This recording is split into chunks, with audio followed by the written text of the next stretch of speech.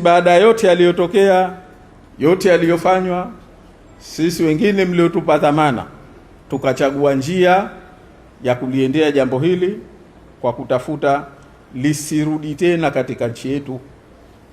Tutengeneze utaratibu katika nchi yetu, ili haifai watu ambao ni Waislamu, maana hapa hatupigwi na mtu kutoka nje, hatudhulumiwi na mtu kutoka, ni sisi wenyewe kwa wenyewe tunafanyiana mambo haya.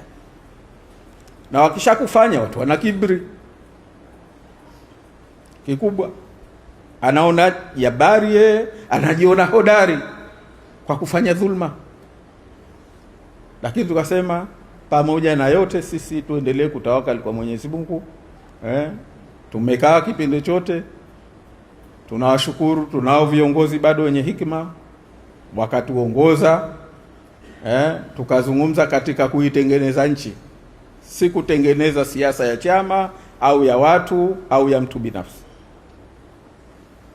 Na alhamdulillah, tokea mwezi wa Novemba haikuwa jambo rahisi, haikuwa jambo rahisi, kwa sababu unapokuwa na mtu ambaye kakosea na bado ana kibri, hataki kukubali kwamba kakosea,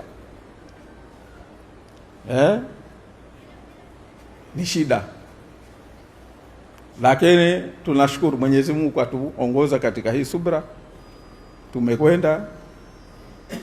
Laiti pengine katika hao viongozi wetu waliosimamia jambo hili hakupata dharura, akaondoka labda kwa muda mwezi mmoja na zaidi, pengine leo tungekuwa angalau tunasema tumefika pahala kila mtu atajua kwamba tunaelekea wapi sasa. Sisi tulilolichukua hatukutazama maslahi ya mtu, tunatazama maslahi ya nchi, na hasa nchi tukufu kama ya kwetu ambayo inaongozwa, inasimamiwa na tulioko ni wengi ni Waislamu. Haya ndio utokee, hayafai, yanaharibu sio tu maisha yetu, lakini yanaharibu hata imani zetu, inaharibu dini yetu. Maana leo mtu yuko ana kipato, lakini unajiuliza kipato hichi atakwendea hija? Wanakwenda hija watu, wanakwendea umra, wanalisha familia zao kwa kipato hichi.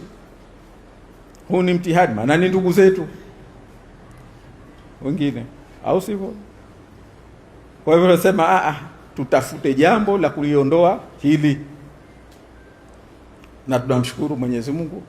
Sisi tunaona tumefika pahala pazuri. Tunategemea katika kipindi kifupi kijacho, kila mtu atasikia tulipofika na ataona kwamba tulipoendelea ni tunakoelekea ni wapi. Lakini madhumuni ni kuitengeneza nchi yetu, nchi hii tukufu ya Waislamu walio wengi, tuliokuwa na mila iliyosimama juu ya Uislamu, na sisi tukatawakal kwa Mwenyezi Mungu, tukasimama katika subra, tukaweza alhamdulillah kufika hapa tulipofika tunavyotegemea. Tuzidi kuomba dua Mwenyezi Mungu atunyoshe, ili tusimamishe nchi yetu katika misingi iliyokuwa sahihi. Mimi nilisema kwa sababu tumeambiwa jambo la subra, na mimi niwaambie katika subra hii tulioifanya, basi tumefika pahala gani, na tuzidi subra, tuzidi dua, tutawakal kwa Mwenyezi Mungu, tutengeneze nchi yetu. Mimi naomba tena niwashukuru ndugu zangu wa Japonia kwa kupata, pia nimshukuru Mwenyezi Mungu kwa kupata fursa hii kuwa na nyinyi.